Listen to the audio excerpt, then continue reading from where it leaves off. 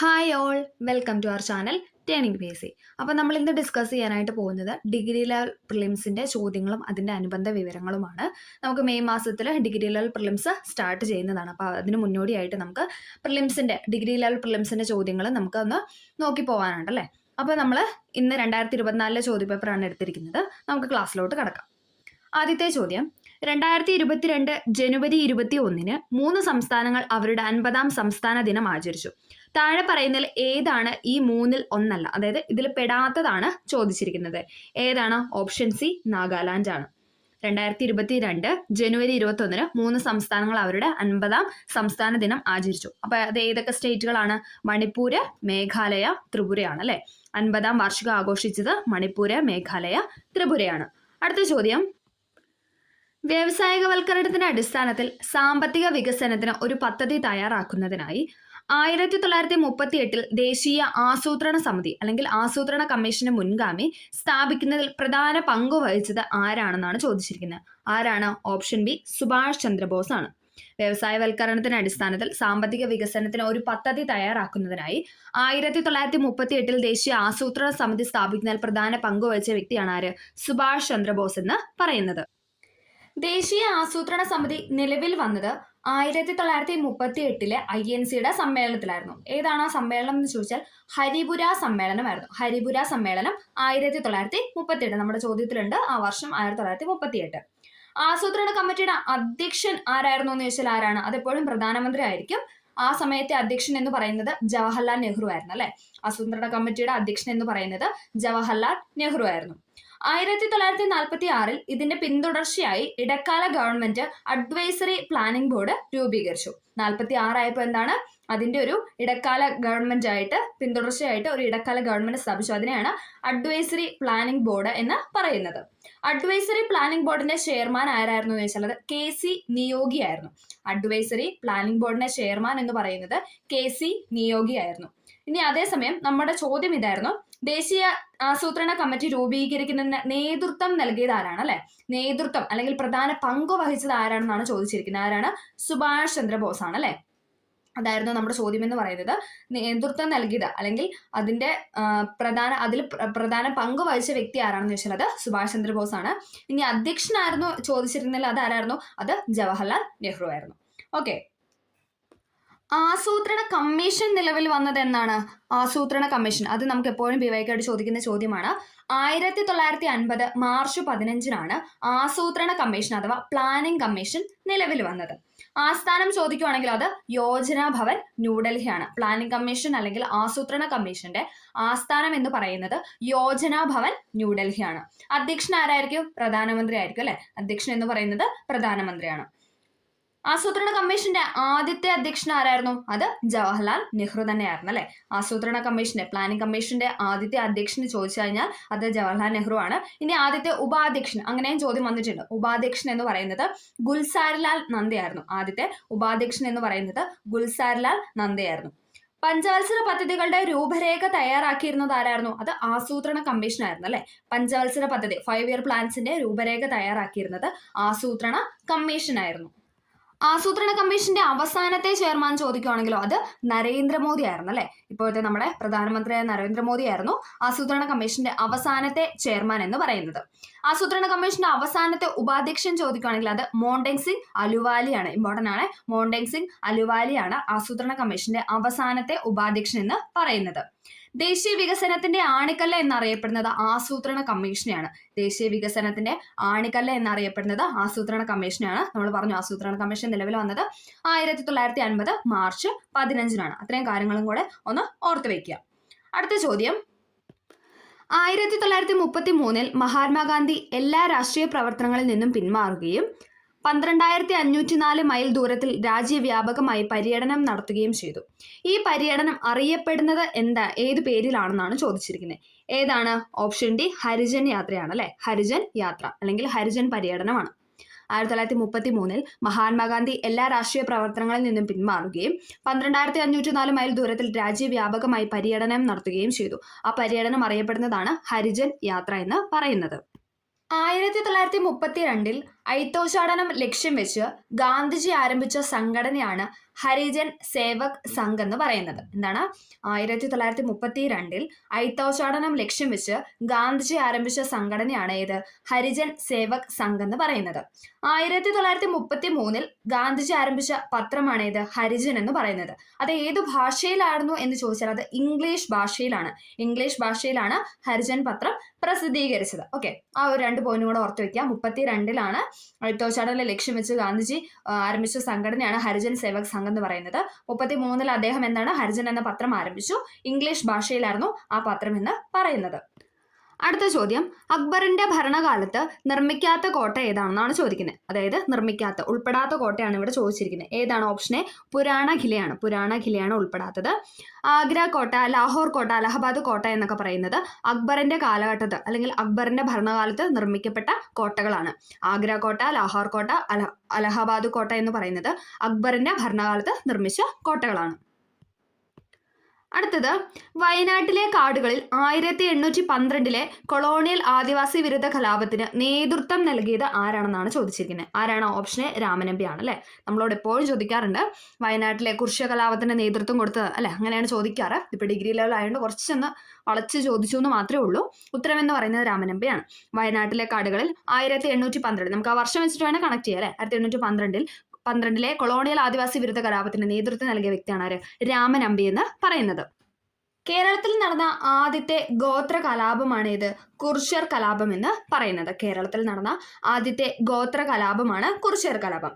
കുർഷ്യർ കലാപത്തിൽ പങ്കെടുത്ത ഗോത്ര വിഭാഗം ചോദിച്ചാൽ ഏതൊക്കെയാണ്? കുർഷ്യരുമുണ്ട്, കുറുമ്പരുമുണ്ട്.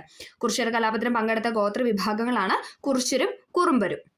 കലാപം ആരംഭിച്ചത് എന്നാണെന്ന് ചോദിച്ചാൽ അത് 1812 മെയ് 1 1812 മെയ് 1 കുർഷ്യർ കലാപം ആരംഭിച്ചത്. ജില്ല ചോദിക്കുവാണെങ്കിൽ അത് വയനാട് ജില്ലയിലാണ് അല്ലെ. വയനാട് ജില്ലയിൽ. കലാപത്തിന് നേതൃത്വം നൽകിയ വ്യക്തിയാണ് ആരെന്ന് പറയുന്നത്? രാമനമ്പി എന്ന് പറയുന്നത്. കലാപത്തിന് നേതൃത്വം നൽകിയ വ്യക്തിയാണ് രാമനമ്പി. കലാപത്തിന്റെ പ്രധാന കാരണങ്ങൾ എന്തൊക്കെയായിരുന്നു എന്ന് ചോദിച്ചാൽ ബ്രിട്ടീഷുകാർ അമിത നികുതി ചുമത്തിയത്, നികുതി പണമായി അടയ്ക്കാൻ നിർബന്ധിച്ചത്, നികുതി അടയ്ക്കാൻ കഴിയാത്തവരുടെ കൃഷിഭൂമി ബ്രിട്ടീഷുകാർ പിടിച്ചെടുത്ത്. SCRT ഫാക്ട് ആണ്, ഇമ്പോർട്ടന്റ് ആണ്. ബ്രിട്ടീഷുകാർ അധിക നികുതി ചുമത്തിയത്, നികുതി പണമായിട്ട് തന്നെ അടയ്ക്കണമെന്ന് നിർബന്ധിച്ചു. അതും എന്താണ്? കുർഷ്യ കലാപത്തിന്റെ പ്രധാന കാരണമായിരുന്നു. നികുതി അടയ്ക്കാൻ കഴിയാത്തവരുടെ കൃഷിഭൂമി എന്താണ് ചെയ്തിരുന്നത്? ബ്രിട്ടീഷുകാർ അത് പിടിച്ചെടുക്കുകയാണ് ചെയ്തത്. അപ്പൊ ഈ ഒരു 3 പോയിന്റ് ആയിരുന്നു മെയിൻ ആയിട്ട് എന്തെന്ന് പറയുന്നത് കുർഷ്യ കലാപത്തിന്റെ കലാപ കാരണം എന്ന് പറയുന്നത്. നികുതി പരിഷ്കരണം ഏർപ്പെടുത്തിയ ബ്രിട്ടീഷ് ഉദ്യോഗസ്ഥരാണ് ആരെന്ന് പറഞ്ഞത്? തോമസ് വാർഡൻ എന്ന് പറയുന്നത്. തോമസ് വാർഡൻ ആയിരുന്നു നികുതി പരിഷ്കരണം ഏർപ്പെടുത്തിയ ബ്രിട്ടീഷ് ഉദ്യോഗസ്ഥൻ എന്ന് പറയുന്നത്. ഇനി മറ്റൊരു PYQ ആണ്. കുർഷ്യർ ലഹള അടിച്ചമർത്തിയ തലശ്ശേരിയിലെ സബ് കളക്ടർ ആരാണ്? TH ബാബർ ആണ് അല്ലെ. തോമസ് ഹാർവേ ബാബർ ആയിരുന്നു കുർഷ്യർ ലഹള അടിച്ചമർത്തിയ തലശ്ശേരിയിലെ സബ് കളക്ടർ എന്ന് പറയുന്നത്. Thomas Harvey Babur. 1 മാസം കൂടി കലാപകാരികൾക്ക് പിടിച്ചു നിൽക്കാൻ സാധിച്ചിരുന്നുവെങ്കിൽ രാജ്യം അവരുടെ നിയന്ത്രണത്തിലായനെ എന്ന് ഇങ്ങനെ കുർഷ്യർ കലാപത്തെക്കുറിച്ച് അഭിപ്രായപ്പെട്ട വ്യക്തിയാണ് ആരെന്ന് പറയുന്നത്? സബ് കളക്ടറായ TH ബാബർ എന്ന് പറയുന്നത്. 1 മാസം കൂടി പ്രീവിയസ് ഇയറിൽ ചോദിച്ചിട്ടുണ്ട്. 1 മാസം കൂടി കലാപകാരികൾക്ക് പിടിച്ചു നിൽക്കാൻ സാധിച്ചെങ്കിൽ രാജ്യം അവരുടെ നിയന്ത്രണത്തിലായനെ. ഇത് ആരുടെ വാക്കുകളാണെന്ന് ചോദിച്ചിട്ടുണ്ട്. ആരുടെയാണ്? തോമസ് ഹാർവേ ബാബറിന്റെ വാക്കുകളാണ്. അടുത്ത ചോദ്യം, കല്ലുമാല സമരത്തിലോ അല്ലെങ്കിൽ പെരിനാട് കലാപത്തിലോ ഉൾപ്പെട്ട കേരളത്തിലെ സാമൂഹിക പരിഷ്കർത്താവ് ആരാണെന്നാണ് ചോദിച്ചിരിക്കുന്നത്. ആരാണ്? ഓപ്ഷൻ ബി അയ്യങ്കാളിയാണ്. എല്ലാവർക്കും അറിയാം അല്ലെ. അയ്യങ്കാളിയായിരുന്നു കല്ലുമാല സമരത്തിലും അതേപോലെ തന്നെ പെരിനാട് കലാപത്തിലൊക്കെ ഉൾപ്പെട്ട കേരളത്തിലെ സാമൂഹിക പരിഷ്കർത്താവ് എന്ന് പറയുന്നത് അയ്യങ്കാളിയാണ്. പെരിനാട് ലഹളയുടെ വർഷം ചോദിക്കുകയാണെങ്കിലോ അത് 1915 ഡിസംബർ 10 1915 ഡിസംബർ 10 പെരിനാട് ലഹള അരങ്ങേറിയത്. ലഹള നടന്ന ജില്ലയാണ് ഏതെന്ന് പറയുന്നത്? കൊല്ലം എന്ന് പറയുന്നത്. കൊല്ലം ജില്ലയിലാണ് പെരിനാട് ലഹള നടന്നത്. ലഹളയ്ക്ക് നേതൃത്വം നൽകിയത് ആരാണ്? അയ്യങ്കാളിയാണ് അല്ലെ. അറിയപ്പെടുന്ന മറ്റൊരു പേരാണ് ഏതെന്ന് പറയുന്നത്? കല്ലുമാല സമരം എന്ന് പറയുന്നത്. പെരിനാട് ലഹളയുടെ മറ്റൊരു പേരാണ് കല്ലുമാല സമരം എന്ന് പറയുന്നത്. ഈ സമരത്തിന് കാരണം എന്തായിരുന്നു? പുലയ സ്ത്രീകൾക്ക് വസ്ത്രങ്ങളും ആഭരണങ്ങളും ധരിക്കാനുള്ള അവകാശം നേടുന്നതിന് വേണ്ടിയിട്ട് നടന്ന ലഹളയായിരുന്നു പെരിനാട് ലഹള അല്ലെങ്കിൽ കല്ലുമാല സമരം എന്ന് പറയപ്പെടുന്നത്. സമരവുമായി ബന്ധപ്പെട്ട ഒരു കുളം അറിയപ്പെടുന്നുണ്ട്. ഏതാണ്? കന്മാൻകുളമാണ്. ഇമ്പോർട്ടൻ്റ് ആണ്. കല്ലുമാല സമരവുമായി ബന്ധപ്പെട്ട ഒരു കുളമാണ് കന്മാൻകുളം എന്ന് പറയുന്നത്. അപ്പോൾ 1915 ഡിസംബർ 10 പെരിനാട് ലഹള അല്ലെങ്കിൽ കല്ലുമാല സമരം നടന്നത്. നേതൃത്വം നൽകിയത് അയ്യങ്കാളി ആയിരുന്നു. ഏതാണ് ജില്ല എന്ന് ചോദിച്ചാൽ അത് കൊല്ലം ജില്ലയിലായിരുന്നു. പുലയ സ്ത്രീകൾക്ക് വസ്ത്രങ്ങളും ആഭരണങ്ങളും ധരിക്കാനുള്ള അവകാശം നേടുന്നതിന് വേണ്ടിയിട്ട് നടന്ന ലഹളയായിരുന്നു പെരിനാട് ലഹള എന്ന് പറയുന്നത്. ഇനി അയ്യങ്കാളിയുടെ മറ്റൊരു സമരമായിരുന്നു ഏത്? കർഷക സമരം എന്ന് പറയുന്നത്. ഇമ്പോർട്ടൻ്റ് ആണ്, കർഷക സമരം ചോദിച്ചിട്ടുണ്ട്. 1909 നടന്ന സമരമായിരുന്നു കർഷക സമരം എന്ന് പറയുന്നത്. തിരുവിതാംകൂറിലെ ആദ്യത്തെ സംഘടിത കർഷക സമരം നടന്ന വർഷമാണ് 1909 എന്ന് പറയുന്നത്. എന്താണ്? തിരുവിതാംകൂറിലെ ആദ്യത്തെ സംഘടിത കർഷക സമരം നടന്ന വർഷമാണ് 1909. ഞങ്ങളുടെ കുഞ്ഞുങ്ങളെ പഠിപ്പിച്ചില്ലെങ്കിൽ കാണായ പാഠങ്ങളിലെല്ലാം മുട്ടിപ്പുല്ല് കുരിപ്പിക്കും. ഇത് ആരുടെ വാക്കുകളാണ്? ഇത് അയ്യങ്കാളി പറഞ്ഞ വാക്കുകളാണ് അല്ലെ. ഈ ഒരു മുദ്രാവാക്യവുമായി ബന്ധപ്പെട്ട കലാപമാണ് ഇത് കർഷക സമരം എന്ന് പറയുന്നത്. ഞങ്ങളുടെ കുഞ്ഞുങ്ങളെ പഠിപ്പിച്ചില്ലെങ്കിൽ കാണായ പാഠങ്ങളിലെല്ലാം മുട്ടിപ്പുല്ല് കുരിപ്പിക്കും എന്ന് പറഞ്ഞ വാക്കുകൾ അയ്യങ്കാളി പറഞ്ഞതാണ്. അത് ഏത് ലഹളയുമായി ബന്ധപ്പെട്ട അല്ലെങ്കിൽ ഏത് സമരവുമായി ബന്ധപ്പെട്ടാണെന്ന് വെച്ചാൽ അത് 1909 കർഷക സമരവുമായി ബന്ധപ്പെട്ടതാണ്. ഇനി അതേപോലെ തന്നെ ഇമ്പോർട്ടൻ്റ് ആയ മറ്റൊരു സമരമായിരുന്നു ഏത്? വില്ലുവണ്ടി സമരം എന്ന് പറയുന്നത്. ഏതായിരുന്നു വർഷം? 1893. ഇമ്പോർട്ടൻ്റ് ആണ്. 1893 നടന്ന സമരമായിരുന്നു വില്ലുവണ്ടി സമരം എന്ന് പറയുന്നത്. പൊതുനിരത്തുകളിൽ കൂടി താഴ്ന്ന ജാതിക്കാർക്ക് സഞ്ചരിക്കാൻ അവകാശം നിഷേധിച്ചിരുന്ന സമ്പ്രദായത്തെ ചോദ്യം ചെയ്യാൻ വേണ്ടിയിട്ട് അയ്യങ്കാളി സംഘടിപ്പിച്ച സമരമാർഗമായിരുന്നു വില്ലുവണ്ടി സമരം എന്ന് പറയുന്നത്. എന്താണ്? പൊതുനിരത്തുകളിൽ കൂടി താഴ്ന്ന ജാതിക്കാർക്ക് സഞ്ചരിക്കാൻ അവകാശം നിഷേധിച്ചിരുന്ന സമ്പ്രദായത്തെ ചോദ്യം ചെയ്യാൻ വേണ്ടിയിട്ട് അയ്യങ്കാളി സംഘടിപ്പിച്ച ഒരു സമരമാർഗം അല്ലെങ്കിൽ ഒരു സമര രീതിയായിരുന്നു ഏതെന്ന് പറയുന്നത്? വില്ലുവണ്ടി സമരം എന്ന് പറയുന്നത്. അയ്യങ്കാളി വെങ്ങാനൂരിൽ നിന്ന് തിരുവനന്തപുരം അല്ലെങ്കിൽ കവടിയാറ് വരെയാണ് വില്ലുവണ്ടിയിൽ യാത്ര ചെയ്തത്. എന്താണ്? അയ്യങ്കാളി ചോദിച്ചിട്ടുണ്ട് എവിടെ നിന്ന് എവിടം വരെയാണ് ചോദിച്ചിട്ടുണ്ട്. വെങ്ങാനൂരിൽ നിന്ന് തിരുവനന്തപുരം കവടിയാറ് വരെയായിരുന്നു വില്ലുവണ്ടി യാത്ര നടത്തിയത് 1893. ഇമ്പോർട്ടൻ്റ് ആണ്. അടുത്ത ചോദ്യം, കേരളം സമ്പൂർണ്ണ സാക്ഷരതയുള്ള സംസ്ഥാനമായി പ്രഖ്യാപിച്ച വർഷം ഏതാണ്? കേരളം സമ്പൂർണ്ണ സാക്ഷരതയുള്ള സംസ്ഥാനമായിട്ട് പ്രഖ്യാപിച്ച വർഷമാണ് ഏതെന്ന് പറയുന്നത്? ഓപ്ഷൻ സി 1991 എന്ന് പറയുന്നത്. അടുത്ത ചോദ്യം, രണ്ടാം ലോക മഹായുദ്ധത്തിലെ യുദ്ധ കുറ്റവാളികൾ എവിടെയാണ് വിചാരണ ചെയ്യപ്പെട്ടത്? എവിടെയാണ്? ഓപ്ഷൻ ഡി ന്യൂറംബർഗിലാണ്. രണ്ടാം ലോക മഹായുദ്ധത്തിലെ യുദ്ധ കുറ്റവാളികൾ എവിടെയാണ് വിചാരണ ചെയ്യപ്പെട്ടതെന്ന് ചോദിച്ചത്? ന്യൂറംബർഗിലാണ്. രണ്ടാം ലോക മഹായുദ്ധത്തിന്റെ കാലഘട്ടമാണ് ഇത് 1939 മുതൽ 1945 വരെ. 1939 മുതൽ 45 വരെയായിരുന്നു രണ്ടാം ലോക മഹായുദ്ധത്തിന്റെ കാലഘട്ടം എന്ന് പറയുന്നത്. രണ്ടാം ലോക മഹായുദ്ധത്തിന്റെ മുന്നൊരുക്കം എന്നറിയപ്പെടുന്ന കലാപമാണ് ഇത്? സ്പാനിഷ് ആഭ്യന്തര യുദ്ധം എന്ന് പറയുന്നത്. രണ്ടാം ലോക മഹായുദ്ധത്തിന്റെ മുന്നൊരുക്കം എന്നറിയപ്പെടുന്ന കലാപമാണ് സ്പാനിഷ് ആഭ്യന്തര യുദ്ധം എന്ന് പറയുന്നത്. സഖ്യശക്തികളിൽ ഉൾപ്പെട്ട രാജ്യങ്ങൾ ഏതൊക്കെയാണെന്ന് PYQൽ ചോദിച്ചിട്ടുണ്ട്. ഏതൊക്കെയാണ്? Britain, France, China. ഈ 3 രാജ്യങ്ങളുമായിരുന്നു സഖ്യശക്തികളിൽ ഉൾപ്പെട്ട രാജ്യങ്ങൾ എന്ന് പറയുന്നത്. ഏതൊക്കെയാണ്? ബ്രിട്ടൻ, ഫ്രാൻസ്, ചൈന എന്ന് പറയുന്നത്. അച്ചുതണ്ട് ശക്തികൾ ചോദിച്ചാലോ? അച്ചുതണ്ട് ശക്തികളായിരുന്നു ജർമ്മനി, ജപ്പാൻ, ഇറ്റലിയാണ് അച്ചുതണ്ട് ശക്തികൾ എന്ന് അറിയപ്പെടുന്നത്. ഇമ്പോർട്ടൻ്റ് ആണ്. Germany, Japan, Italy. സഖ്യശക്തികളായിരുന്നു ബ്രിട്ടന്, ഫ്രാൻസ്, ചൈന എന്ന് പറയുന്നത്. ഇനി സഖ്യകക്ഷി കൂട്ടായ്മയിൽ ബിഗ് 3 എന്നറിയപ്പെടുന്ന ആരൊക്കെയാണെന്ന് വെച്ചാൽ അത് ബ്രിട്ടനും അമേരിക്കയും സോവിയറ്റ് യൂണിയൻ അതായത് റഷ്യയായിരുന്നു. സഖ്യകക്ഷി കൂട്ടായ്മയിൽ ബിഗ് 3 ഇമ്പോർട്ടൻ്റ് ആണ്. ബിഗ് 3 എന്നറിയപ്പെടുന്നത് ഏതൊക്കെ രാജ്യങ്ങളാണെന്ന് ചോദിച്ചാൽ അത് ബ്രിട്ടൻ, അമേരിക്ക, സോവിയറ്റ് യൂണിയൻ. ഇത്രയും കാര്യങ്ങളൊന്ന് ഓർത്ത് വയ്ക്കുക. അടുത്ത ചോദ്യം, 18ാം നൂറ്റാണ്ടിൽ താഴെ പറയുന്ന തത്വചിന്തകരിൽ ആരാണ് ഈ പ്രസിദ്ധമായ വാക്കുകൾ പറഞ്ഞത്? മനുഷ്യൻ സ്വതന്ത്രനായി ജനിക്കുന്നു, പക്ഷെ എല്ലായിടത്തും ചെങ്ങലയിലാണ്. എപ്പോഴും ചോദിക്കുന്ന ചോദ്യമാണ് അല്ലെ. ആരാണ് ഇങ്ങനെ അഭിപ്രായപ്പെട്ടത്? ജീൻ ജാക്കസ് റൂസോയാണ്. നമ്മൾ പഠിച്ചിരിക്കുന്ന റൂസോ പറഞ്ഞ വാക്കുകളാണെന്നാണ്. ഓക്കെ, അപ്പൊ റൂസോ പറഞ്ഞ വാക്കുകളാണ് മനുഷ്യൻ സ്വതന്ത്രനായി ജനിക്കുന്നു, പക്ഷെ എല്ലായിടത്തും അദ്ദേഹം ചെങ്ങലയിലാണ് എന്ന് പറഞ്ഞത് റൂസോയാണ്. ഏതെങ്കിലും വിദേശ ശക്തിക്ക് ഈ വൻകര, അതായത് ഇംഗ്ലണ്ടിലെ വടക്കേ അമേരിക്കയിലെ വൻകര ദീർഘകാലം കീഴടക്കി കഴിയണമെന്ന് യുക്തിക്ക് നിരക്കുന്നതല്ല. ഇങ്ങനെ അഭിപ്രായപ്പെട്ട വ്യക്തിയാണ് ആര്? തോമസ് പെയിൻ എന്ന് പറയുന്നത്. ഇമ്പോർട്ടൻ്റ് ആണ്. PYQ ആണ്. ഏതെങ്കിലും വിദേശ ശക്തിക്ക് ഈ വൻകര ദീർഘകാലം കീഴടങ്ങി കഴിയണമെന്നത് യുക്തിക്ക് നിരക്കുന്നതല്ല എന്ന് പറഞ്ഞത് തോമസ് പെയിൻ ആണ്. അടുത്തത്, മനുഷ്യന് ചില മൗലിക അവകാശങ്ങളുണ്ട്, അതിനെ ഹനിക്കാൻ ഒരു ഗവൺമെന്റിനും അവകാശമില്ല എന്ന് അഭിപ്രായപ്പെട്ട ഇംഗ്ലീഷ് തത്വചിന്തകനാണ് ജോൺ ലോക്ക് എന്ന് പറയുന്നത്. മനുഷ്യന് ചില മൗലിക അവകാശങ്ങളുണ്ട്, അതിനെ ഹനിക്കാൻ ഒരു ഗവൺമെന്റിനും അവകാശമില്ല എന്ന് അഭിപ്രായപ്പെട്ട ഇംഗ്ലീഷ് തത്വചിന്തകനാണ് ജോൺ ലോക്ക്. ഞാനാണ് രാഷ്ട്രം എന്ന് അഭിപ്രായപ്പെട്ട ഫ്രഞ്ച് ഭരണാധികാരിയാണ് ആര്? ലൂയി 14 എന്ന് പറയുന്നത്. ലൂയി 14 ഞാനാണ് രാഷ്ട്രം എന്ന് അഭിപ്രായപ്പെട്ടത്. എനിക്ക് ശേഷം പ്രളയം എന്ന് അഭിപ്രായപ്പെട്ട ഫ്രഞ്ച് ഭരണാധികാരിയാണ് ആര്? ലൂയി 15. എനിക്ക് ശേഷം പ്രളയം എന്ന് അഭിപ്രായപ്പെട്ടത് ലൂയി 15. ഞാനാണ് രാഷ്ട്രം എന്ന് അഭിപ്രായപ്പെട്ടത് ലൂയി 14. ലൂയി 14. നിങ്ങൾക്ക് റൊട്ടി ഇല്ലെങ്കിൽ എന്താ, കേക്ക് തിന്നുകൂടെ എന്ന് അഭിപ്രായപ്പെട്ടത് ആരാണെന്ന് വെച്ചാൽ അത് മേരി അന്റോയിനേറ്റ് ആണ്. PYQ ആണ്. മേരി അന്റോയിനേറ്റ് പറഞ്ഞതാണ് നിങ്ങൾക്ക് റൊട്ടി ഇല്ലെങ്കിൽ എന്താ, കേക്ക് തിന്നുകൂടെ എന്ന് പറഞ്ഞത്. ഭരിക്കുന്നവരും ഭരിക്കപ്പെടുന്നവരും തമ്മിലുള്ള ഒരു സാമൂഹിക ഉടമ്പടിയാണ് ഭരണകൂടം എന്ന അഭിപ്രായപ്പെട്ട ചിന്തകനാണ് ആര്?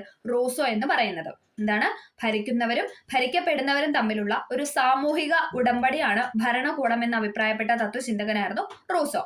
ഫ്രഞ്ച് വിപ്ലവത്തിന്റെ പ്രവാചകൻ എന്നറിയപ്പെടുന്ന ആരാണ്? അതും റൂസോ തന്നെയാണ്. ഫ്രഞ്ച് വിപ്ലവത്തിന്റെ പ്രവാചകൻ എന്നറിയപ്പെടുന്നത് റൂസോയാണ്.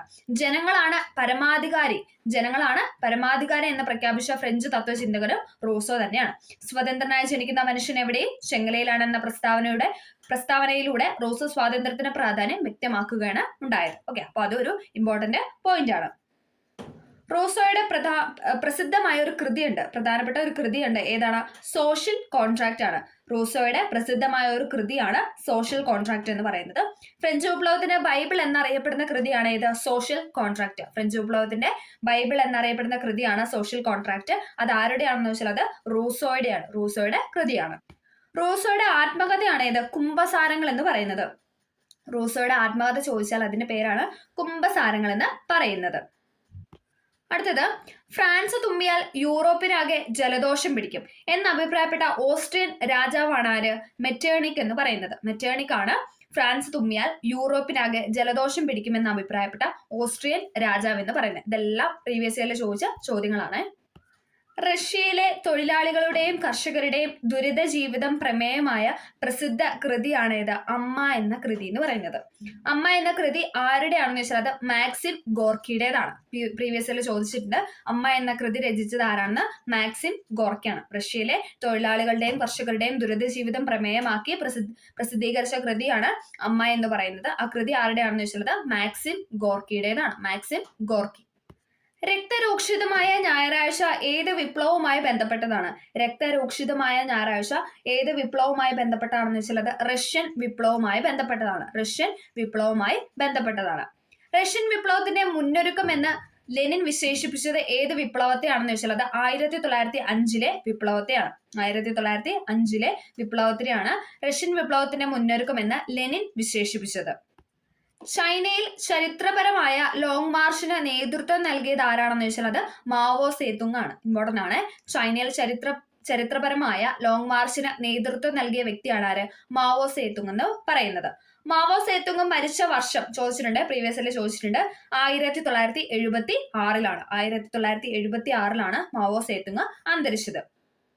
ചൈന ജനകീയ റിപ്പബ്ലിക് ആയ വർഷമാണ് 1949 എന്ന് പറയുന്നത്. 1949 ചൈന ജനകീയ റിപ്പബ്ലിക് ആയിട്ട് മാറിയ വർഷം എന്ന് പറയുന്നത്. നമ്മൾ അത്യാവശ്യം ആ ഒരു വേൾഡ് ഹിസ്റ്ററിയുമായി ബന്ധപ്പെട്ട റിപ്പീറ്റ് ചെയ്ത ചോദ്യങ്ങളാണ് നമ്മൾ പറയുന്നത്. അതേ വിപ്ലവവുമായി ബന്ധപ്പെട്ട് ചോദിച്ചിരിക്കുന്ന ചോദ്യങ്ങളിൽ നിന്ന് നമ്മൾ സെലക്റ്റീവായിട്ട് ചോദിച്ച ചോദ്യങ്ങൾ മാത്രമാണ് എടുത്ത് ഈ ഒരു ക്വസ്റ്റിനുമായിട്ട് ബന്ധപ്പെട്ട് പറയുന്നത്. അടുത്ത ചോദ്യത്തിലേക്ക് കടക്കാം. താഴെ പറയുന്നതിൽ ഏതാണ് ഐക്യരാഷ്ട്രസഭയുടെ ഔദ്യോഗിക ഭാഷ അല്ലാത്തത്? ഏതാണ്? ഓപ്ഷൻ സി അറബിക് ആണ്. സ്പാനിഷ്, ഫ്രഞ്ച്, പോർച്ചുഗീസ് എന്ന് പറയുന്നത് ഐക്യരാഷ്ട്രസഭയുടെ ഔദ്യോഗിക ഭാഷകളാണ്. ഇമ്പോർട്ടൻ്റ് ആണ്. സ്പാനിഷ്, ഫ്രഞ്ച്, പോർച്ചുഗീസ് എന്ന് പറയുന്നത് ഐക്യരാഷ്ട്രസഭയുടെ ഔദ്യോഗിക ഭാഷകളാണ്. അടുത്തത്, ദേശീയ ജലപാത നിയമം 2016 പ്രകാരം കൊല്ലം മുതൽ കോട്ടപ്പുറം വരെ, ഇപ്പോൾ നിലവിലത് കോഴിക്കോട് വരെ നീണ്ടിട്ടുണ്ട്, കൊല്ലം മുതൽ കോട്ടപ്പുറം വരെ നീളുന്ന ദേശീയ ജലപാത 3 ഏത് സ്ഥലം വരെയാണ് നീട്ടിയത്? ഏതാണ്? നമ്മുടെ ഉത്തരം എന്ന് പറയുന്ന ഓപ്ഷൻ സി കോഴിക്കോടാണ് അല്ലെ. ഇമ്പോർട്ടൻ്റ് ആണ്. ദേശീയ ജലപാത നിയമം 2016 പ്രകാരം കൊല്ലം മുതൽ കോട്ടപ്പുറം വരെ നീളുന്ന ദേശീയ ജലപാത 3 ഏത് സ്ഥലം വരെയാണ് നീട്ടിയെന്ന് ചോദിച്ചാൽ അത് കോഴിക്കോട് വരെയാണ് നീട്ടിയിരിക്കുന്നത്. കറണ്ട് അഫയർ റിലേറ്റഡ് ചോദ്യമാണ്. അടുത്തത്, താഴെ പറയുന്നതിൽ ഏതാണ് ഇന്ത്യയിലെ ഭൂതാപ നിലയല്ലാത്തതെന്നാണ് ചോദിച്ചിരിക്കുന്നത്. ഏതാണ്? ഓപ്ഷൻ ബി ആണോ? അതായത് 1ഉം 3ഉം അല്ല. നറോറയും സിംഗ്റൌളി എന്ന് പറയുന്നത് ഭൂതാപ നിലയങ്ങളാണ്. അടുത്തത്, താഴെ പറയുന്ന ജോഡികളിൽ ഏതാണ് തെറ്റായി പൊരുത്തപ്പെട്ടതെന്നാണ് ചോദിച്ചിരിക്കുന്നത്. ഏതാണ് ഇവിടെ തെറ്റായിട്ട് കൊടുത്തിരിക്കുന്നത്? ഓപ്ഷൻ ബി ആണ് ഇവിടെ തെറ്റായിട്ട് നൽകിയിരിക്കുന്നത്. ഗ്രാനൈറ്റ് രൂപാന്തരപ്പെട്ട പാറയാണ് നീസ് എന്ന് പറയുന്നത്. ചുണ്ണാമ്പുകല്ല് മാർബിള്, ഷെയിൽ എന്ന് പറയുന്നത് സ്ലേറ്റ്. ഓക്കെ, അപ്പോൾ ഒരു ചേരുംപടിയായിട്ടാണ് അതിൽ തെറ്റായിട്ടാണ് ചോദിച്ചിരിക്കുന്നത്. ഏതാണ്? ഗ്രാനൈറ്റ്, ഇഗ്നീസ്, ചുണ്ണാമ്പുകല്ല്, മാർബിള്, ഷെയില്, സ്ലേറ്റ് എന്ന് പറയുന്നു. അതെല്ലാം ശരിയാണ്. അടുത്തത് survey of India SOI topographical മാപ്പുകളിൽ ഏത് പ്രൊജക്ഷനാണ് ഉപയോഗിക്കുന്നതെന്നാണ് ചോദിച്ചിരിക്കുന്നത്. ഏതാണ്? ഓപ്ഷൻ സി പോളികോണിക് ആണ്. സർവേ ഓഫ് ഇന്ത്യ ട്രോപ്പോഗ്രാഫിക്കൽ മാപ്പുകളിൽ ഏത് പ്രൊജക്ഷനാണ് ഉപയോഗിക്കുന്നതെന്ന് വെച്ചാൽ അത് പോളികോണിക് ആണ്. പോളികോണിക്. അടുത്തത് 2024 പുതുവർഷ ദിനത്തിൽ 7.5 സ്കെയിലിൽ ഭൂകമ്പവും വിനാശകരമായ സുനാമിയും അനുഭവിച്ച നോട്ടോ ഏത് ഏഷ്യൻ രാജ്യത്താണെന്നാണ് ചോദിച്ചിരിക്കുന്നത്. ഏത് ഏഷ്യൻ രാജ്യത്താണെന്ന് ചോദിച്ചാൽ ഏതാണ്? Option D ജപ്പാനിലാണ്. നോട്ടോ എന്ന് പറയുന്നത് ജപ്പാനിലാണ്. അടുത്തത് ഇന്ത്യയിലെ പണനയത്തിന്റെ ഉപകരണങ്ങൾ കണ്ടെത്താനാണ് പറഞ്ഞിരിക്കുന്നത്. പണനയത്തിന്റെ ഉപകരണങ്ങൾ ഏതൊക്കെയാണ്? ഓപ്ഷൻ ബി ആണ്. 1ഉം 3ഉം മാത്രമാണ്. മാർജിനൽ സ്റ്റാൻഡിംഗ് ഫെസിലിറ്റി റേറ്റും നിയമാനുസൃത ലിക്വിഡിറ്റി റേഷ്യോയും. ഇത് രണ്ടുമാണ് ഏതെന്ന് പറയുന്നത്? ഇന്ത്യയിലെ പണനയത്തിന്റെ ഉപകരണങ്ങൾ എന്ന് പറയുന്നത്. മാർജിനൽ സ്റ്റാൻഡിംഗ് ഫെസിലിറ്റി റേറ്റും നിയമാനുസൃത ലിക്വിഡിറ്റി റേഷ്യോയും. അടുത്തത് ഒരു സങ്കോചപരമായ ധനനയത്തിൽ സർക്കാർ എന്താണ് ചെയ്യുന്നതെന്നാണ് ചോദിച്ചിരിക്കുന്നത്. എന്താണ്? ഓപ്ഷൻ സി ആണ്. കുറഞ്ഞ സർക്കാർ ചെലവും ഉയർന്ന നികുതികളുമാണ് നൽകുന്നത്. ഒരു സങ്കോചപരമായ ധനനയത്തിൽ സർക്കാർ ചെയ്യുന്നത് കുറഞ്ഞ സർക്കാർ ചെലവും ഉയർന്ന നികുതികളും. അടുത്തത് ഫാക്ടറി ചെലവിൽ GDP ഇതിന് തുല്യമാണ്. ഫാക്ടറി ചെലവിലെ കാര്യമാണ് പറയുന്നത്. ഫാക്ടറി ചെലവിൽ GDP ഇതിന് തുല്യമാണ്. ഏതാണ് ശരിയായിട്ടുള്ള ഓപ്ഷൻ എന്ന് പറയുന്നത്? ഓപ്ഷൻ എ ആണ്. വിപണി വിലയിലെ GDPയിൽ നിന്ന് അറ്റ പരോക്ഷ നികുതി കുറയ്ക്കണം. വിപണി വിലയിലെ GDPയിൽ നിന്ന് അറ്റ പരോക്ഷ നികുതി കുറയ്ക്കുമ്പോഴാണ് ഫാക്ടറി ചെലവിൽ GDP എന്ന് പറയുന്നത്. ഫാക്ടറി ചെലവിലെ GDP എന്ന് പറയുന്നത് വിപണി വിലയിലെ GDPയിൽ നിന്ന് അറ്റ പരോക്ഷ നികുതി കുറയ്ക്കുക. അടുത്തത് സർക്കാർ ഇന്ത്യയിൽ ഇൻഷുറൻസ് റെഗുലേറ്ററി അതോറിറ്റി നടപ്പിലാക്കിയത് ഏത് പഞ്ചവത്സര പദ്ധതി കാലത്താണെന്നാണ് ചോദിച്ചിരിക്കുന്നത്. ഏതാണ്? ഓപ്ഷൻ ബി 9ാം പഞ്ചവത്സര പദ്ധതി കാലത്താണ്. സർക്കാർ ഇന്ത്യയിൽ ഇൻഷുറൻസ് റെഗുലേറ്ററി അതോറിറ്റി നടപ്പിലാക്കിയത് ഏത് 5 ഇയർ പ്ലാനിന്റെ കാലത്താണെന്ന് വെച്ചാൽ അത് 9ാം 5 ഇയർ പ്ലാൻ ആണ്. 9ാം 5 ഇയർ പ്ലാൻ. 9ാം 5 ഇയർ പ്ലാനിന്റെ കാലഘട്ടം ചോദിക്കുകയാണെങ്കിൽ അത് 1997 മുതൽ 2002 വരെയാണ്. 1997 മുതൽ 2002 വരെയാണ് 9ാം പഞ്ചവത്സര പദ്ധതിയുടെ കാലഘട്ടം എന്ന് പറയുന്നത്. ഗ്രാമീണ വികസനം, വികേന്ദ്രീകൃത ആസൂത്രണം, സാമൂഹിക നീതി, തുല്യത എന്നിവ ലക്ഷ്യം വെച്ച പദ്ധതിയായിരുന്നു 9ാം പഞ്ചവത്സര പദ്ധതി എന്ന് പറയുന്നത്. എന്തൊക്കെയാണ്? ഗ്രാമീണ വികസനം, വികേന്ദ്രീകൃത ആസൂത്രണം, സാമൂഹിക നീതി, തുല്യത എന്നിവ ലക്ഷ്യം വെച്ച പദ്ധതിയായിരുന്നു 9ാം പഞ്ചവത്സര പദ്ധതി. ജനകീയ പദ്ധതി എന്നാണ് അറിയപ്പെടുന്നത്. ജനകീയ പദ്ധതി എന്നാണ് 9ാം പഞ്ചവത്സര പദ്ധതി അറിയപ്പെടുന്നത്. ഇമ്പോർട്ടന്റ് ആണ്. ജനകീയ പദ്ധതി എന്നാണ് അറിയപ്പെടുന്നത്. സ്വാതന്ത്ര്യത്തിന്റെ 50ാം വാർഷികത്തിൽ ആരംഭിച്ച പദ്ധതിയാണ് ഇത് 9ാം പഞ്ചവത്സര പദ്ധതി എന്ന് പറയുന്നത്. സ്വാതന്ത്ര്യത്തിന്റെ 50ാം വാർഷികം ആരംഭിച്ച അല്ലെങ്കിൽ ആ ഒരു ടൈമിൽ ആരംഭിച്ച പദ്ധതിയാണ് ഇത് 9ാം പഞ്ചവത്സര പദ്ധതി എന്ന് പറയുന്നത്. സ്ത്രീ ശാക്തീകരണം ലക്ഷ്യമിട്ട പഞ്ചവത്സര പദ്ധതിയാണ് 9ാം പഞ്ചവത്സര പദ്ധതി. ഇതൊക്കെ ചോദിച്ചിട്ടുണ്ട്. സ്ത്രീ ശാക്തീകരണം ലക്ഷ്യം വെച്ച പദ്ധതി ഏതാണെന്ന് പറഞ്ഞാൽ 4 ഓപ്ഷൻ തരും. അതിലേതാണ്? 9ാം പഞ്ചവത്സര പദ്ധതിയാണ് ഉത്തരമെന്ന് പറയുന്നത്. 1998 മെയ് 17 കുടുംബശ്രീ ആരംഭിച്ചു. അപ്പൊ അത് ഏത് പദ്ധതി കാലത്താണെന്ന് ചോദിച്ചിട്ടുണ്ട്. അത് ഏത് പദ്ധതിയാണ്? അത് 9ാം പഞ്ചവത്സര പദ്ധതിയാണ്. നമ്മൾ പറഞ്ഞു 97 മുതൽ 2002 വരെയായിരുന്നു 9ാം പഞ്ചവത്സര പദ്ധതിയുടെ കാലഘട്ടം. അപ്പൊ 98 മെയ് 17 കുടുംബശ്രീ വന്നത്. അപ്പൊ അത് ഏത് കാലഘട്ടം അല്ലെങ്കിൽ ഏത് 5 ഇയർ പ്ലാന്റെ ടൈമിലാണെന്ന് വെച്ചാൽ അത് 9ാം പഞ്ചവത്സര പദ്ധതിയുടെ കാലത്തായിരുന്നു. സമ്പൂർണ്ണ ഗ്രാമീൺ റോസ്ഗാർ യോജന SGRY നിലവിൽ വന്നത് 2001 അതും ഏത് കാലഘട്ടത്തിലാണ്? അതും 9ാം പഞ്ചവത്സര പദ്ധതി കാലഘട്ടത്തിലാണ്. എന്താണ്? സമ്പൂർണ്ണ ഗ്രാമീൺ റോസ്ഗാർ യോജന. സമ്പൂർണ്ണ ഗ്രാമീൺ റോസ്ഗാർ യോജന SGRY നിലവിൽ വന്നത് ഏത് പഞ്ചവത്സര പദ്ധതി കാലത്താണെന്ന് ചോദിച്ചാൽ അത് 9ാം പഞ്ചവത്സര പദ്ധതി കാലത്താണ്. വർഷം ചോദിക്കുകയാണെങ്കിൽ അത് 2001 2001. ഈ കാലഘട്ടത്തിലെ ഇന്ത്യയുടെ പ്രധാനമന്ത്രി ആരായിരുന്നു? അത് അടൽ ബിഹാരി വാജ്പേയി ആയിരുന്നു അല്ലെ. AB വാജ്പേയി ആയ അടൽ ബിഹാരി വാജ്പേയി ആയിരുന്നു 9ാം പഞ്ചവത്സര പദ്ധതി കാലത്ത് ഇന്ത്യയിലെ പ്രധാനമന്ത്രി എന്ന് പറയുന്നത്. ഇന്ത്യയിലെ പ്രധാനമന്ത്രി. ഈ കാലയളവിൽ നടപ്പിലാക്കിയ പദ്ധതികൾ, അതായത് നമുക്ക് പറയാം 9ാം പഞ്ചവത്സര പദ്ധതി കാലത്ത് നടപ്പിലാക്കിയ പദ്ധതികളാണ് സർവശിക്ഷ അഭിയാൻ. അത് ഏതാണ് വർഷം? 2001. സർവശിക്ഷ അഭിയാൻ SSA, സർവശിക്ഷ അഭിയാൻ 2001. അന്ത്യോദയ അന്ന യോജന, സ്വർണ ജയന്തി ഗ്രാമ സ്വരോസ്ഗാർ യോജന SGSY, സ്വർണ ജയന്തി ഗ്രാമ സ്വരോസ്ഗാർ യോജന, വാൽമീകി അംബേദ്കർ ആവാസ് യോജന. ഇതെല്ലാം ഏത് ടൈമിലാണ്? അതെല്ലാം 9ാം പഞ്ചവത്സര പദ്ധതി കാലഘട്ടത്തിലാണ്. സർവശിക്ഷ അഭിയാൻ, അന്ത്യോദയ അന്ന യോജന, സ്വർണ ജയന്തി ഗ്രാമ സ്വരോസ്ഗാർ യോജന, വാൽമീകി അംബേദ്കർ ആവാസ് യോജന.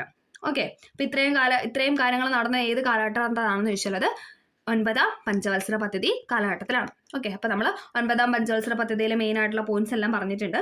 എല്ലാവർക്കും ക്ലിയർ ആയെന്ന് പ്രതീക്ഷിക്കുന്നു. അടുത്ത ചോദ്യം, എല്ലാ അസംഘടിത തൊഴിലാളികളുടെയും കേന്ദ്രീകൃത ഡാറ്റാബേസ് സൃഷ്ടിക്കുന്നതിനായി താഴെ പറയുന്നതിൽ ഏത് കേന്ദ്ര മന്ത്രാലയമാണ് ഈ ശ്രം പോർട്ടൽ ആരംഭിച്ചത്? ഏതാണ്? ഓപ്ഷൻ ഡി ആണ്, ലേബർ എംപ്ലോയ്മെന്റ് മന്ത്രാലയത്തിന് വേണ്ടിയിട്ടാണ്. ഓക്കെ, എല്ലാ അസംഘടിത തൊഴിലാളികളുടെയും കേന്ദ്രീകൃത ഡാറ്റാബേസ് സൃഷ്ടിക്കുന്നതിനായി താഴെ പറയുന്നതിൽ ഏത് കേന്ദ്ര മന്ത്രാലയമാണ് ഈ ശ്രം പോർട്ടൽ ആരംഭിച്ചതെന്ന് ചോദിച്ചാൽ അത് ലേബർ എംപ്ലോയ്മെന്റ് മന്ത്രാലയമാണ്. ലേബർ എംപ്ലോയ്മെന്റ് മന്ത്രാലയം. അടുത്ത ചോദ്യം, താഴെ പറയുന്നവയിൽ ഏതാണ് സിവിൽ സർവീസിന്റെ പ്രവർത്തനം അല്ലാത്തത്? ഏതാണ്? ഓപ്ഷൻ സി ആണ്, ഗവൺമെന്റിനെതിരായ എതിർപ്പ് സമാഹരിക്കുക. ഇതെന്ന് പറയുന്നത് എന്താണ്? സിവിൽ സർവീസിന്റെ പ്രവർത്തനമല്ല. അതേസമയം ഗവൺമെന്റിന്റെ നയങ്ങൾ നടപ്പിലാക്കൽ, നിയുക്ത നിയമനിർമ്മാണം, സാമൂഹിക സേവനങ്ങൾ നിർവഹിക്കുന്നു. ഇതെല്ലാം ഇതെല്ലാം സിവിൽ സർവീസിന്റെ പ്രവർത്തനങ്ങളാണ്. ഗവൺമെന്റിന്റെ നയങ്ങൾ നടപ്പിലാക്കുന്നതും നിയുക്ത നിയമനിർമ്മാണം നടത്തുന്നതും സാമൂഹ്യ സേവനങ്ങൾ നിർവഹിക്കുന്നതും എല്ലാം എന്താണ്? സിവിൽ സർവീസിന്റെ പ്രവർത്തനങ്ങളാണ്. അടുത്തത്, വിഷൻ സ്റ്റേറ്റ്മെന്റിൽ വ്യക്തമാക്കിയിട്ടുള്ള NEGPയുടെ ലക്ഷ്യങ്ങളെ സംബന്ധിച്ച് താഴെ പറയുന്നതിൽ ഏതാണ് ശരിയായിട്ട് നൽകിയിരിക്കുന്നത്? ശരിയായ പ്രസ്താവനയാണ് ഇവിടെ ചോദിച്ചിരിക്കുന്നത്. ഇവിടെ ഏതാണ് ശരിയായിട്ട് കൊടുത്തിരിക്കുന്നത്? ഓപ്ഷൻ ബി ആണ്, 1ഉം 2ഉം ഇവിടെ ശരിയായിട്ടാണ് നൽകിയിരിക്കുന്നത്. പൊതുസേവനങ്ങൾ പൗരന്മാർക്ക് വീടിന്റെ അടുത്ത് എത്തിക്കുക, കാര്യക്ഷമതയും സുതാര്യതയും ഉറപ്പാക്കുക. ഇതെല്ലാം എന്താണ്? NEGPയുടെ ലക്ഷ്യങ്ങളെ സംബന്ധിക്കുന്നതാണ്. എന്താണ് NEGP എന്ന് പറയുന്നത്? നാഷണൽ ഇ ഗവേണൻസ് പ്ലാൻ എന്നാണ് NEGPയുടെ ഫുൾ ഫോം എന്ന് പറയുന്നത്.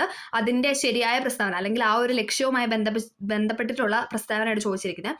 പൊതുസേവനങ്ങൾ പൗരന്മാർക്ക് വീടിന്റെ അടുത്ത് എത്തിക്കുക, അതോടൊപ്പം കാര്യക്ഷമതയും സുതാര്യതയും ഉറപ്പാക്കുക. ഇത് രണ്ടും എന്താണ്? NEGPയുടെ ലക്ഷ്യങ്ങളിൽ ഉൾപ്പെടുന്നതാണ്.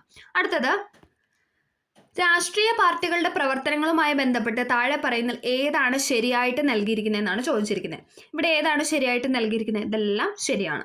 സാമൂഹികവൽക്കരണത്തിന്റെയും പങ്കാളിത്തത്തിന്റെയും പ്രവർത്തനം, സംയോജനത്തിന്റെ പ്രവർത്തനം, രാഷ്ട്രീയ അധികാരം പ്രയോഗിക്കുന്നതിന്റെ പ്രവർത്തനം. ഇതെല്ലാം എന്താണ്? രാഷ്ട്രീയ പാർട്ടികളുടെ പ്രവർത്തനങ്ങളുമായി ബന്ധപ്പെട്ട ശരിയായ പ്രസ്താവനകളാണ്. സാമൂഹികവൽക്കരണത്തിന്റെയും പങ്കാളിത്തത്തിന്റെയും പ്രവർത്തനം, സംയോജനത്തിന്റെ പ്രവർത്തനം, രാഷ്ട്രീയ അധികാരം പ്രയോഗിക്കുന്നതിന്റെ പ്രവർത്തനം.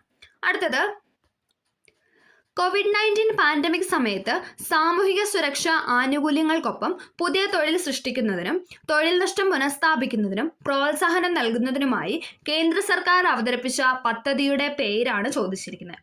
ഏതാണ്? Option B, Atmanirbhar Bharat Rozgar Yojana. Important ആണ്. COVID-19 ബന്ധപ്പെട്ട നല്ലൊരു ചോദ്യമായിരുന്നു അല്ലേ? COVID-19 പാൻഡമിക് സമയത്ത് സാമൂഹ്യ സുരക്ഷാ ആനുകൂല്യങ്ങൾക്കൊപ്പം പുതിയ തൊഴിൽ സൃഷ്ടിക്കുന്നതിനും തൊഴിൽ നഷ്ടം പുനഃസ്ഥാപിക്കുന്നതിനും പ്രോത്സാഹനം നൽകുന്നതിനുമായി കേന്ദ്ര ഗവൺമെന്റ് അവതരിപ്പിച്ച പദ്ധതിയാണ് ചോദിച്ചിരിക്കുന്നത്. ഏതാണ്? ആത്മനിർഭർ ഭാരത് റോസ്ഗാർ യോജന എന്ന് പറയുന്നത്. അടുത്തത്, ആദിവാസികൾക്കും ദളിതർക്കും പ്രത്യേക ശ്രദ്ധ നൽകിക്കൊണ്ട് സംസ്ഥാനത്തിനുള്ളിലെ പാർശ്വവൽക്കരിക്കപ്പെട്ട സമുദായങ്ങൾക്ക് സാമ്പത്തിക പിന്തുണ വർദ്ധിപ്പിക്കുന്നതിന് വാർദ്ധക്യ പെൻഷനുകളുടെ പ്രായം 60-ൽ നിന്ന് 50-ആയി കുറച്ച സംസ്ഥാനം ഏതാണെന്നാണ് ചോദിച്ചിരിക്കുന്നത്. ഏതാണ്? ഓപ്ഷൻ എ, ജാർഖണ്ഡ് ആണ്. ഇമ്പോർട്ടൻ്റ് ആണ്.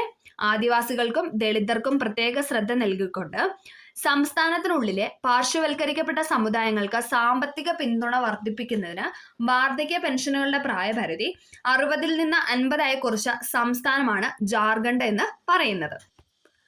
അടുത്ത ചോദ്യം, ഭരണഘടനാ അസംബ്ലിയുമായി ബന്ധപ്പെട്ട് താഴെ പറയുന്ന പ്രസ്താവനകൾ പരിഗണിക്കാം. ഇതിൽ ശരിയായിട്ടുള്ളതാണ് ചോദിച്ചിരിക്കുന്നത്. ശരിയായ പ്രസ്താവനയാണ് ചോദിച്ചിരിക്കുന്നത്. ഇവിടെ ഏതൊക്കെയാണ് ശരിയായിട്ട് കൊടുത്തിരിക്കുന്നത്? ഓപ്ഷൻ ബി, 2ാമത്തെ സ്റ്റേറ്റ്മെന്റ് മാത്രമാണ് ശരിയായിട്ട് കൊടുത്തിരിക്കുന്നത്. നിയമസഭയിലെ ആകെ അംഗങ്ങൾ എന്ന് പറയുന്നത് 389 ആയിരുന്നു. 389 ആയിരുന്നു നിയമസഭയിലെ അംഗങ്ങൾ എന്ന് പറയുന്നത്. ഒരു ഭരണഘടനാ അസംബ്ലി എന്ന ആശയം ആദ്യമായിട്ട് മുന്നോട്ട് വെച്ചത് ജവഹർലാൽ നെഹ്റു ആണ്. അത് തെറ്റായ പോയിന്റ് ആണ് അല്ലേ? MN റോയ് ആണ്. ഇന്ത്യക്ക് ഒരു ഭരണഘടനാ നിർമ്മാണ സഭ അല്ലെങ്കിൽ ഭരണഘടനാ അസംബ്ലി വേണമെന്ന ആശയം ആദ്യമായിട്ട് മുന്നോട്ട് വെച്ച വ്യക്തിയാണ് ആര്? MN റോയ് എന്ന് പറയുന്നത്. MN റോയ് ഈ ആശയം മുന്നോട്ട് വെച്ചത് ഏത് പത്രത്തിലൂടെയാണെന്ന് ചോദിച്ചിട്ടുണ്ട്. അത് ദ ഇന്ത്യൻ പാട്രിയോട്ട് എന്ന പത്രത്തിലൂടെയാണ്. ദ ഇന്ത്യൻ പാട്രിയോട്ട് എന്ന പത്രത്തിലൂടെയാണ് MN റോയ് ഭരണഘടനാ നിർമ്മാണ സഭ അല്ലെങ്കിൽ ഭരണഘടനാ അസംബ്ലി എന്ന ആശയം മുന്നോട്ട് വെച്ചത്. അപ്പോൾ ആ ഒരു സ്റ്റേറ്റ്മെന്റ് ഇവിടെ തെറ്റായിട്ടാണ് നൽകിയിരിക്കുന്നത്. മഹാത്മാഗാന്ധി ഭരണഘടനാ അസംബ്ലിയിലെ അംഗമായിരുന്നു. അതും തെറ്റായിട്ടുള്ള സ്റ്റേറ്റ്മെന്റ് ആണ്. ഓക്കെ, 1, 3 ഇവിടെ തെറ്റായിട്ടാണ് നൽകിയിരിക്കുന്നത്. അടുത്ത ചോദ്യം, ആർട്ടിക്കിൾ 26 മതപരമായ കാര്യങ്ങൾ കൈകാര്യം ചെയ്യാനുള്ള സ്വാതന്ത്ര്യം നൽകുന്നു. അത് താഴെ പറയുന്നതിൽ ഏതിന് വിധേയമാണെന്നാണ് ചോദിച്ചിരിക്കുന്നത്. ഏതാണ് ഓപ്ഷൻ എന്ന് പറയുന്നത്? ഓപ്ഷൻ ഡി, അതായത് ഇതെല്ലാം ഉണ്ട്. പൊതുക്രമം, ധാർമ്മികത, ആരോഗ്യം. ആർട്ടിക്കിൾ 26 മതപരമായ കാര്യങ്ങൾ കൈകാര്യം ചെയ്യാനുള്ള സ്വാതന്ത്ര്യം നൽകുന്നു. താഴെ പറയുന്നതിൽ ഏതിന് വിധേയമാണെന്ന് ചോദിച്ചാൽ പൊതുക്രമം, ധാർമ്മികത, ആരോഗ്യം.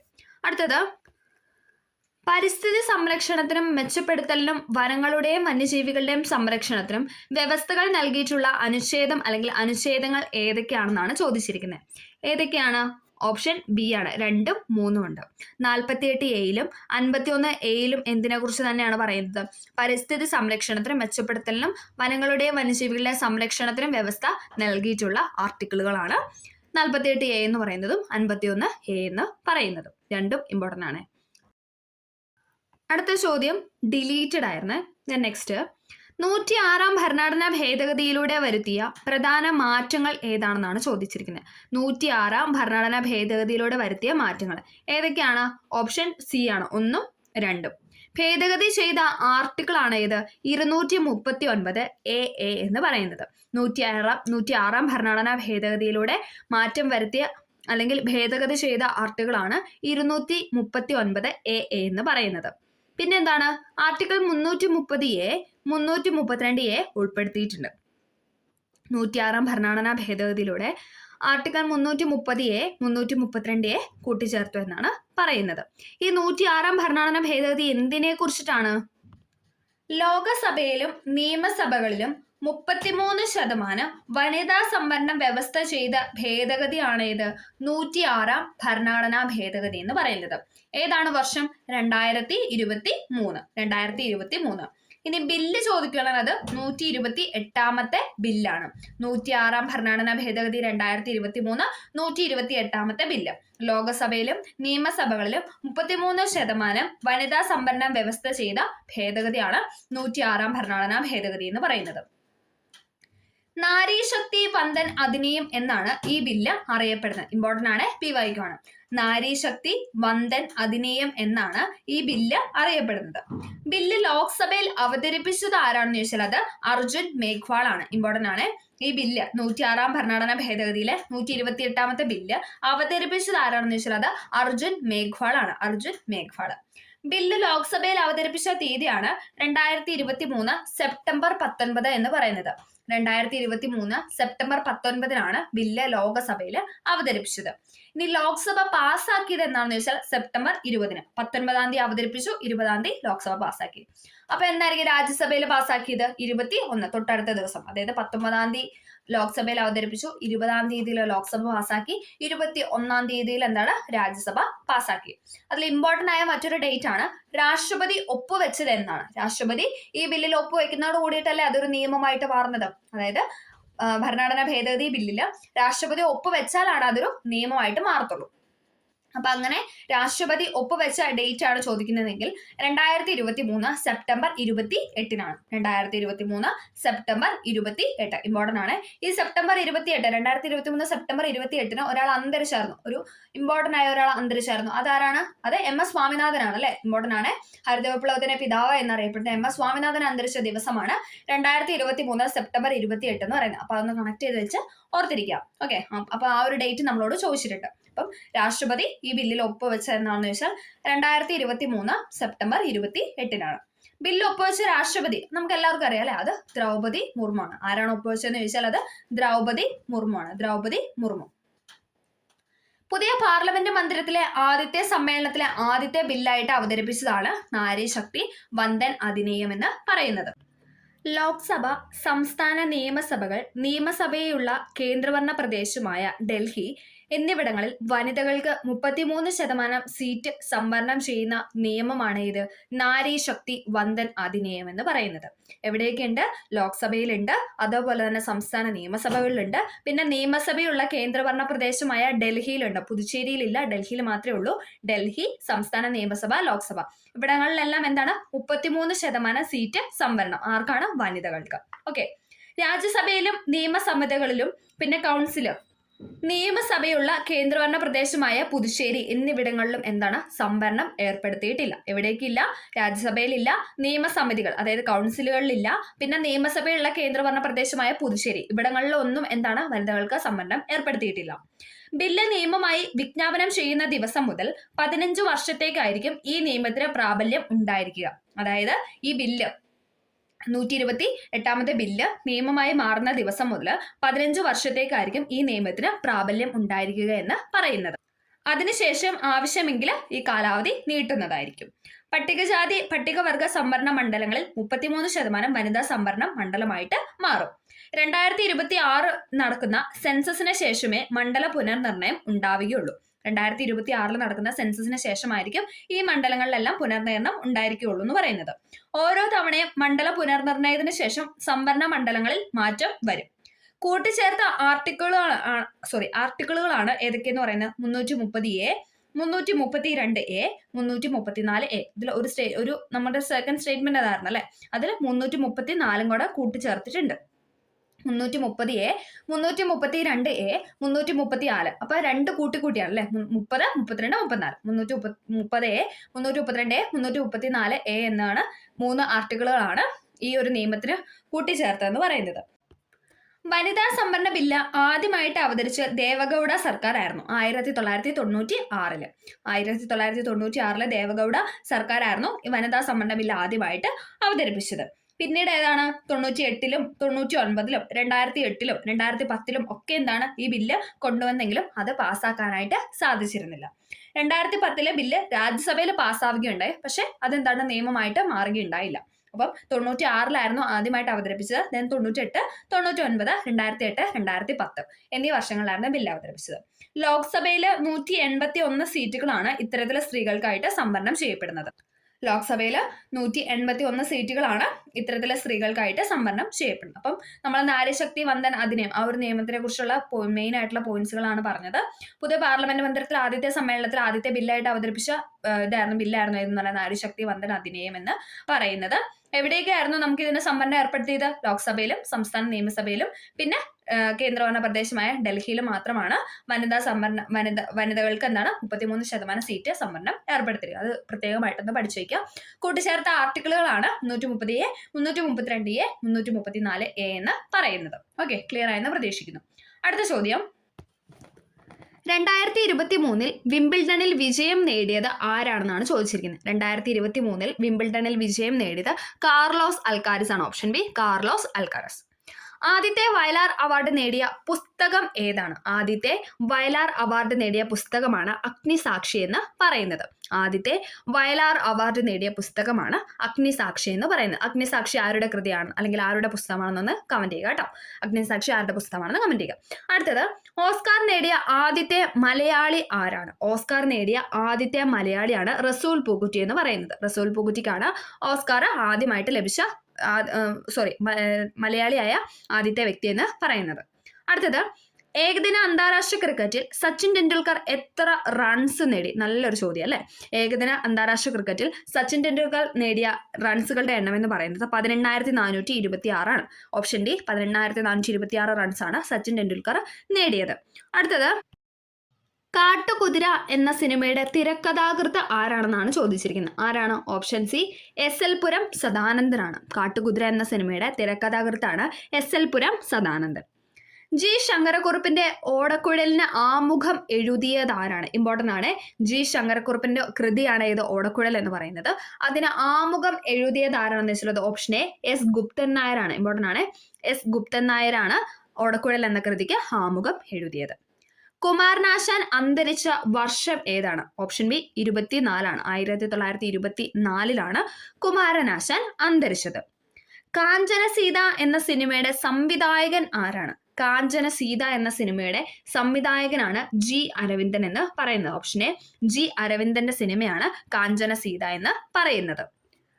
2022 ഫിഫ ലോകകപ്പിലെ അർജന്റീന ഫുട്ബോൾ ടീമിന്റെ പരിശീലകൻ ആരായിരുന്നു എന്നാണ് ചോദിച്ചിരിക്കുന്നത്.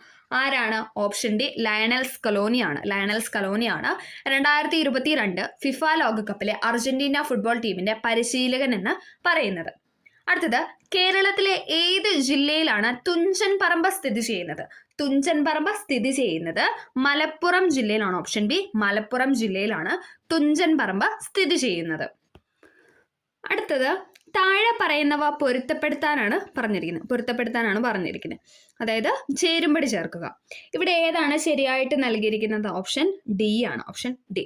ഹബ്ബ് എന്ന് പറയുന്നത് നിരവധി കമ്പ്യൂട്ടറുകൾ ഒരുമിച്ച് ബന്ധിപ്പിക്കുന്ന വേണ്ടിയിട്ട് യൂസ് ചെയ്യുന്നതാണ്. ഹബ്ബ് യൂസ് ചെയ്യുന്നത് നിരവധി കമ്പ്യൂട്ടറുകൾ ഒരുമിച്ച് ബന്ധിപ്പിക്കാൻ വേണ്ടിയിട്ടാണ്.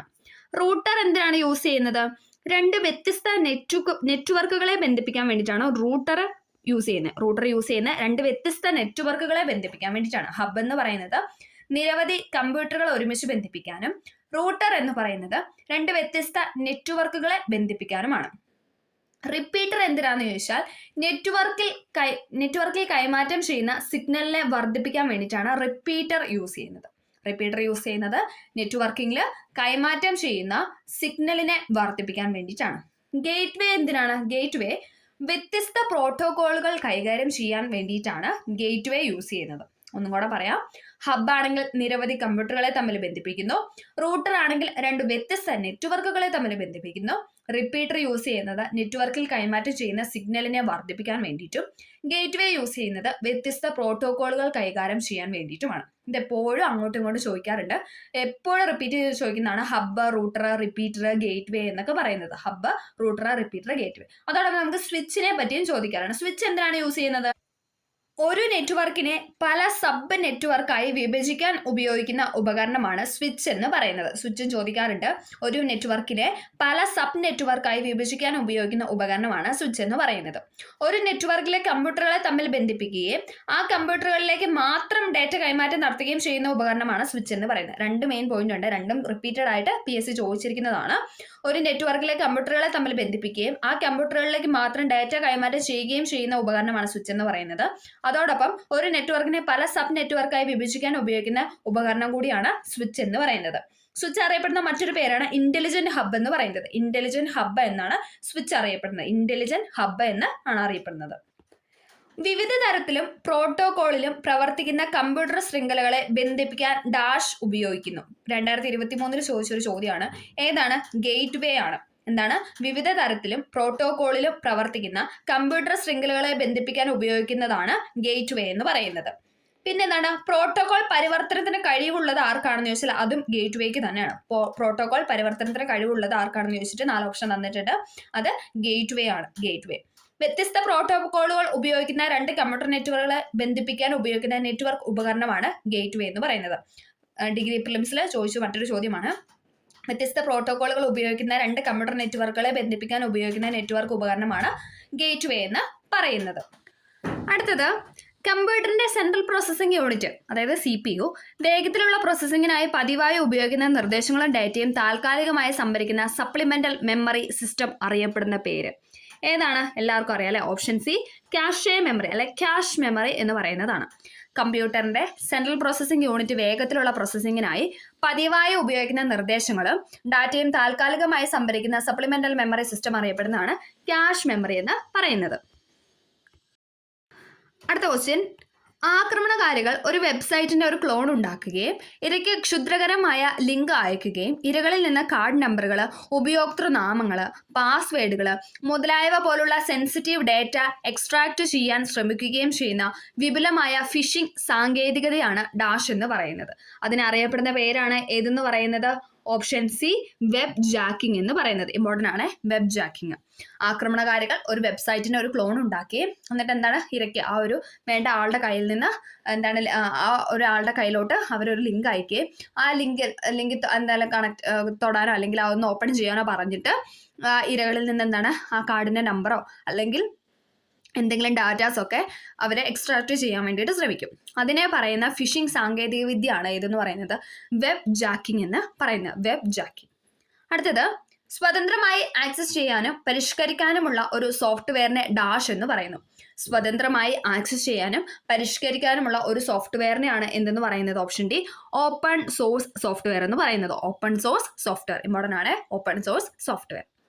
ലാറി പേജും സെർജി ബ്രിനും ചേർന്ന് സ്ഥാപിച്ച ഏറ്റവും ജനപ്രിയമായ ഒരു സെർച്ച് എഞ്ചിനുകളിൽ ഒന്നാണ് ഏതെന്ന് പറയുന്നത്?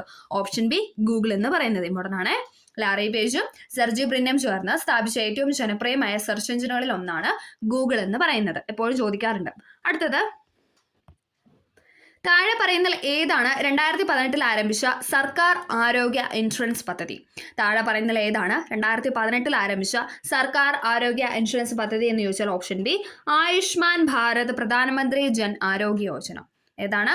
ആയുഷ്മാൻ ഭാരത് പ്രധാനമന്ത്രി ജൻ ആരോഗ്യ യോജനയാണ് 2018 ആരംഭിച്ച സർക്കാർ ആരോഗ്യ ഇൻഷുറൻസ് പദ്ധതി എന്ന് പറയുന്നത്.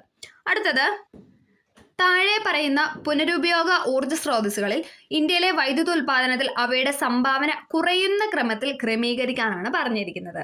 ഏതാണ്? ഓപ്ഷൻ ഡി ആണ്, സൗരോർജം, പിന്നെ കാറ്റിന്റെ ശക്തി, ബയോമാസ്. സൗരോർജം, കാറ്റിന്റെ ശക്തി, ബയോമാസ്. അടുത്തത്, താഴെ പറയുന്നതിൽ ഏതാണ് ഇന്ത്യൻ വംശജരുടെ ഉപഗ്രഹം അല്ലാത്തത്? ഇന്ത്യൻ വംശജരുടെ ഉപഗ്രഹം അല്ലാത്തതാണ് ചോദിച്ചിരിക്കുന്നത്. ഏതാണ്? ഓപ്ഷൻ ബി, IXPE എന്ന് പറയുന്നതാണ്. എക്സ്പോസാറ്റ്, എസ്റോസ് സി, ഹൈസിസ് എന്നൊക്കെ പറയുന്നത് ഇന്ത്യൻ വംശജരുടെ ഉപഗ്രഹങ്ങളാണ്. അടുത്ത ചോദ്യം, ജൈവ വൈവിധ്യത്തെക്കുറിച്ചുള്ള കൺവെൻഷനെ കുറിച്ചുള്ള താഴെ പറയുന്ന പ്രസ്താവനകൾ പരിഗണിക്കാനാണ് പറഞ്ഞത്. ഇതിൽ ശരിയായതാണ് ചോദിച്ചിരിക്കുന്നത്. ഏതാണ് ഇവിടെ ശരിയായിട്ട് നൽകിയിരിക്കുന്ന? ഓപ്ഷൻ ഡി, എല്ലാം ശരിയാണ്. ജൈവ വൈവിധ്യത്തിന്റെ സംരക്ഷണത്തിനും സുസ്ഥിര ഉപയോഗത്തിനുമുള്ള പ്രധാന അന്താരാഷ്ട്ര ഉടമ്പടിയാണ് ഇത് ജൈവ വൈവിധ്യ കൺവെൻഷൻ എന്ന് പറയുന്നത്. അത് ശരിയായിട്ടുള്ള പോയിന്റ് ആണ്. ദേശീയ തലത്തിലുള്ള പ്രവർത്തനത്തിലൂടെയാണ് ഇത് പ്രാഥമികമായി നടപ്പിലാക്കുന്നത്. ദേശീയ ജൈവ വൈവിധ്യ തന്ത്രങ്ങളും പ്രവർത്തന പദ്ധതികളും ദേശീയ തലത്തിൽ കൺവെൻഷൻ നടപ്പിലാക്കുന്നതിനുള്ള പ്രധാന ഉപകരണങ്ങളാണ്. ഒരു ദേശീയ ജൈവ വൈവിധ്യ തന്ത്രം തയ്യാറാക്കാനും ഈ തന്ത്രം ജൈവ വൈവിധ്യത്തിൽ പോസിറ്റീവ് നെഗറ്റീവ് ആവാം അത് സ്വാധീനം ചെലുത്താൻ കഴിയുന്ന മേഖലകളുടെ ആസൂത്രണത്തിലേക്ക് ഈ തന്ത്രത്തെ മുഖ്യധാരയിലേക്ക് ആക്കാനും രാജ്യങ്ങൾ ആവശ്യപ്പെടുന്നു. ഈ സ്റ്റേറ്റ്മെന്റ് എല്ലാം ശരിയായിട്ടുള്ള പോയിന്റ്സ് ആണ്. ലാസ്റ്റ് ചോദ്യം, സൗരഭൗമ വ്യവസ്ഥയുടെ ലാഗ്രോഞ്ച് പോയിന്റ് അതായത് L1 ദൂരം എത്രയാണെന്നാണ് ചോദിച്ചിരിക്കുന്നത്. എത്രയാണ്? ഓപ്ഷൻ എ ആണ്, ഭൂമിയിൽ നിന്ന് 1.5 ദശലക്ഷം കിലോമീറ്റർ ആണ്. സൗരഭൗമ വ്യവസ്ഥയുടെ ലാഗ്രോഞ്ച് പോയിന്റിന്റെ ദൂരം എന്ന് പറയുന്നത് ഭൂമിയിൽ നിന്ന് 1.5 ദശലക്ഷം കിലോമീറ്റർ ആണ്. ഓക്കെ, അപ്പം നമ്മൾ അങ്ങനെ 50 ചോദ്യങ്ങളാണ് ഡിസ്കസ് ചെയ്തത്. ഡിഗ്രി പ്രിലിംസിന്റെ 2024 ഡിഗ്രി പ്രിലിംസിന്റെ ചോദ്യപേപ്പറാണ് നമ്മൾ എടുത്തിരിക്കുന്നത്. ഇനി നമ്മൾ +2 ഡിഗ്രി ചോദ്യങ്ങൾ മാറി മാറി നമ്മൾ ക്ലാസ്സുകളിൽ അപ്ലോഡ് ചെയ്യുന്നതായിരിക്കും. നമുക്ക് എക്സാം ഒക്കെ വരുന്നുണ്ട്. കൺഫർമേഷനൊക്കെ എല്ലാവരും കൊടുത്തു എന്ന് പ്രതീക്ഷിക്കുന്നു. +2 ലെവലിന്റെ ഒക്കെ കൺഫർമേഷൻ വന്നിട്ടുണ്ട്. എല്ലാവരും പ്രൊഫൈൽ ചെക്ക് ചെയ്തതൊക്കെ കൊടുക്കുക. പിന്നെ നന്നായിട്ട് പഠിക്കാനായിട്ട് ശ്രമിക്കുക. അതോടൊപ്പം ഡെയിലി എന്താണ് ചെയ്യേണ്ടത്? English, Malayalam, maths. ഇനി നമുക്ക് സമയമില്ല, 1-2 മാസം കൂടെ ഉള്ളൂ നമുക്ക് കഷ്ടം അല്ലേ. അപ്പോൾ അതുകൊണ്ട് നന്നായിട്ട് പഠിക്കാനായിട്ട് ശ്രമിക്കുക. എല്ലാവർക്കും നല്ല രീതിയിൽ പഠിച്ച് ജോലിയൊക്കെ കിട്ടാനായിട്ട് കഴിയട്ടെ എന്ന് ആശംസിക്കുന്നു. അപ്പോൾ നമുക്ക് മറ്റൊരു ക്ലാസ്സിൽ കാണാം. Okay, thank you.